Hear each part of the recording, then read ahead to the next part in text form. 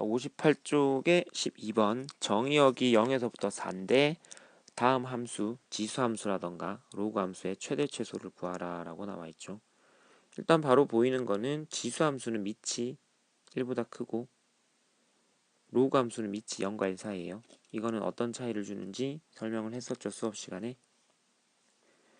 먼저 밑이 1보다 크면 지수가 크면 클수록 큰 값, 지수가 작아지면 작아질수록 작은 값이 된다고 했어요. 전체 값이, 전체적인 함수 값이.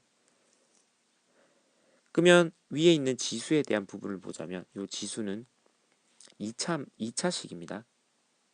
x제곱 마이너스 6x 플러스 5. 즉 이 2차 함수의 최대값이 있을 건데 이 값이 곧 뭐가 된다? 3의 m제곱이라고 하는 이 지수 함수의 최대값이 되고 이 2차 함수의 최소값이 있을 건데 이 값이 곧 뭐가 되냐면 이 지수 함수의 3의 m제곱이라고 하는 이 지수 함수의 최소값이 되는 거죠. 그러면 이제 뭘로 바뀝니까? 이 2차 함수의 최대 최소를 구하라 라는 거죠. 1학년 때 했던 겁니다. 주어진 범위 내에서, 제한된 범위 내에서 2차 함수의 최대 최소 구하는 거. 꼭지점 어디입니까? 3이네요. 그러면은 플러스 9인데 플러스 5가 돼야 되니까 빼기 4 하면 되겠죠. 그 말인즉슨 꼭지점에서 최소값을 가지죠. 이 범위 내에 꼭지점이 있기 때문에 x 대신에 3을 대입하면 이 2차 함수의 최소값이 뭐가 나온다? 마이너스 4가 나옵니다. 그 말인즉슨 이 지수함수의 최소값이 뭐가 된다? 3의 마이너스 4제곱이라고 하는 81분의 1이 되겠죠. 얘가 최소값이 되겠고요. 그 다음 최대값은 어떻게 구합니까? 구간의 양끝값을 대입을 하는 거죠. 먼저 x 대신에 0을 대입하면 즉 f0이라고 하는 2차 함수의 함수값은 5가 되겠고 x 대신에 4를 대입하면 f4라는 함수값이 나오는데 2차 함수의 함수값이 나오죠. 4를 여기다 대입할까요? 그러면은 마이너스 3이 나오네요. 둘 중에 어느 게 크다?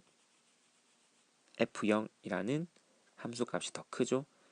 이게 지수에서 이제 적용을 시켜주면 y는 3의 5제곱이라고 하는 이 지수 함수에서의 가장 큰 값이 되는 거죠. 243입니까?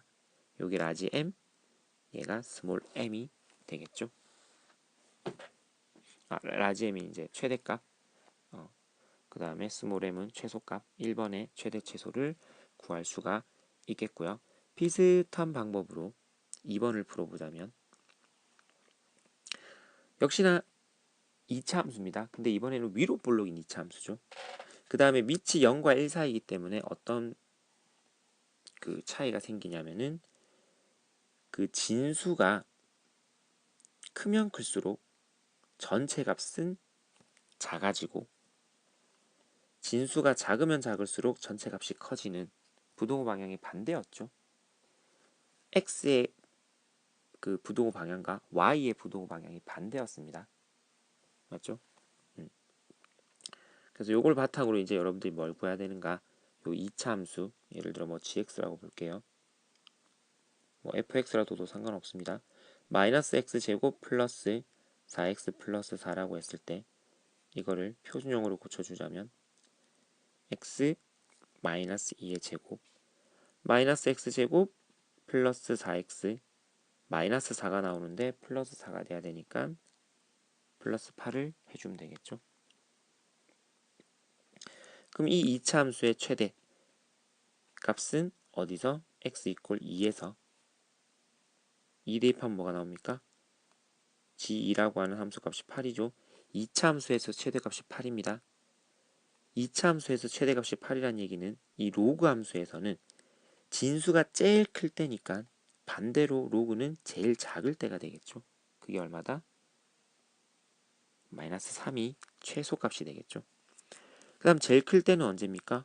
이제 구간의 양끝값을 대입해 보는 거죠. 0을 대입하면